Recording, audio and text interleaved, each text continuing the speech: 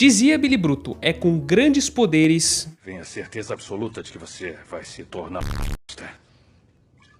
Afinal, pessoal, o composto V. Imagina se realmente essa coisa existisse na vida real. Gente, primeiramente alerta de spoiler, tá? Então se você não assistiu ainda essa série, vai lá assistir, né? Não quero dar spoiler pra ninguém aqui. Mas, durante a série, a gente é apresentado no decorrer dos episódios que os Super, na verdade, eles não são seres que ganhavam poderes divinos, nem nada do tipo. Na realidade, eles são frutos da administração de um composto farmacêutico chamado composto V. Essa administração foi feita em bebês que eram recém-nascidos, com a permissão dos seus próprios pais, e os pais recebiam uma boa quantia de dinheiro. Bom, o primeiro ponto é que existem diferenças entre o composto V da série e da HQ também. Mas no geral, o composto é administrado em bebês recém-nascidos e tem uma chance de praticamente 100% de êxito no ganho de algumas habilidades, que por sinal são bem variadas, podendo na maioria dos casos aumentar também alguns atributos físicos ou algumas habilidades diferentes, às vezes até imprevisíveis. Mas a gente começa a ver que as habilidades mais comuns são de voo, de regeneração, de vulnerabilidade, da capacidade de projetar algum tipo de energia, como os raios laser do Homelander, mas como nem tudo são flores, meu caro, estamos falando aqui de uma droga farmacêutica com alguns efeitos adversos e muito perigosos também. Caso o composto V seja administrado em adultos, existe uma chance de sucesso bem menor e alguns efeitos que não podem ser evitados, como neoplasias, como danos cerebrais, como algumas doenças cardíacas que são fatais, infecções, mudanças fisiológicas praticamente imprevisíveis, sem contar no efeito psicológico do cara adquirir poderes divinos, que pode fazer com que o cara tenha uma falta de empatia para com o próximo ali. Afinal, ele vai estar naquela circunstância de muito poderoso ou de invulnerável, coisas do tipo. Os efeitos colaterais foram apresentados na animação, por exemplo. A gente conhece alguns adolescentes que desenvolveram habilidades consideradas péssimas, como o cara da câmera lenta, tá? Um cara que basicamente movimenta-se em câmera lenta o tempo inteiro. Eu sou a velocidade. Inclusive uma garota que controla suas próprias fezes. Peraí, esse é o seu poder? Controlar cocô? Melhor que o seu, cara de pastel.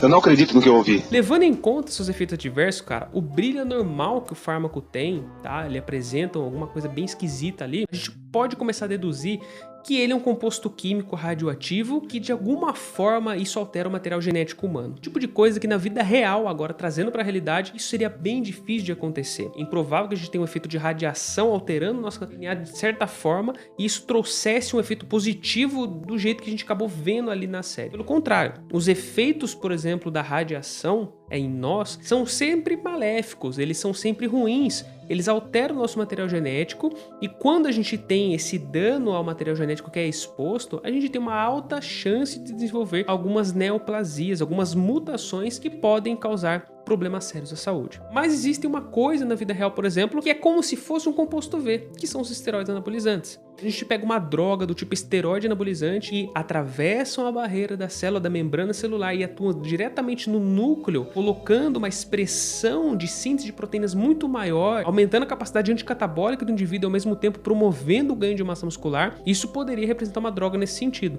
Você tem interesse, por exemplo, em saber sobre a história de como surgiram esse tipo de drogas, principalmente os anabolizantes? A gente tem um vídeo aqui no nosso canal que a gente fala basicamente disso, cara. Nesse vídeo a gente explica qual foi o histórico, como que o Comitê Olímpico lidou com isso na época, como que surgiu e como que era visto também diante de algumas autoridades aqui em todo o mundo. Bom, a gente sabe também que não são só os esteroides, mas existem outros estimulantes, por exemplo, existem anfetaminas, existe a noradrenalina, adrenalina, a eritropoetina, umas drogas que de certa forma eles alteram um pouco a nossa fisiologia, podem alterar um pouco a nossa percepção de realidade, inclusive a nossa capacidade física. A eritropoetina, por exemplo, é secretada lá no seu rim e ela faz um importante papel de sinalizar a maturação de glóbulos vermelhos. Quanto mais glóbulos vermelhos você tiver, quantos mais hemácias você tiver, maior a sua capacidade também de transportar oxigênio, maior a sua capacidade física aeróbia. Muitos atletas antigamente faziam transfusões sanguíneas na tentativa de se aumentar o número de hemácias e conseguir realmente uma performance maior. Isso hoje é visto como doping. Muitos atletas antigamente,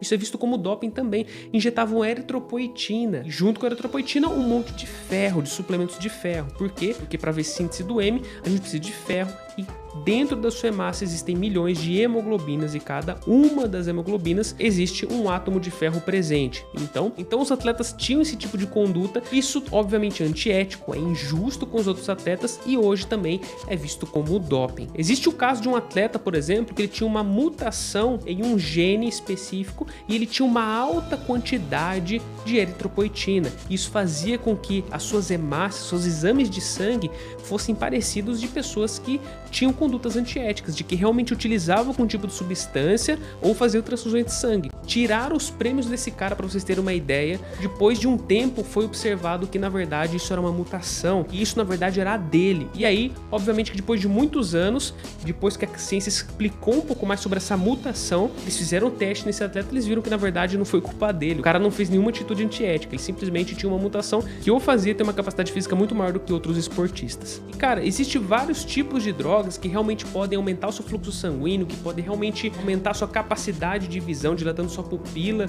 podendo até enxergar em ambientes um pouquinho mais escuros, né? Isso pode existir, só que na verdade a gente não pode deixar de falar aqui em efeitos adversos, em efeitos colaterais, e principalmente quando a gente fala aqui em algumas drogas ilícitas que poderiam trazer algumas coisas desse tipo. Tá?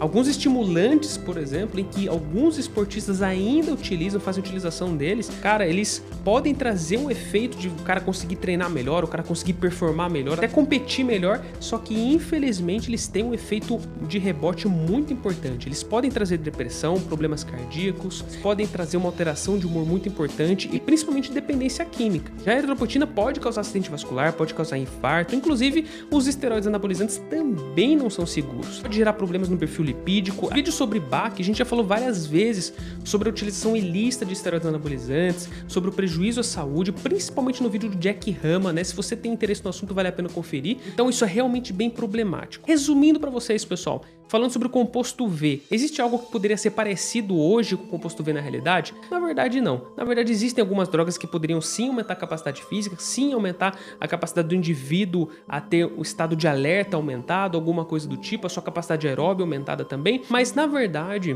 isso não faria ser um super nem nada do tipo. Talvez para chegar num nível de um super humano se destacar tanto assim, cara, eu não sei se isso realmente seria possível, mas daí precisaria talvez de milhares, de milhões de anos que realmente acontecesse uma mutação muito importante, alguma coisa do tipo, que poderia alterar alguns genes específicos e realmente fazer com que esse cara fosse extremamente resistente, fosse muito rápido ou alguma coisa do tipo. Esse vídeo aqui foi um pouquinho mais rápido, espero que vocês tenham gostado, que tenha sido esclarecedor para vocês. Não deixe de conferir nossos conteúdos aqui, a gente vai deixar sempre no final dos vídeos. Qualquer dúvida, qualquer sugestão de tema, pode deixar nos comentários que a gente está lendo todos, preparando diversos vídeos para vocês toda semana. Um grande abraço a todos e bons estudos!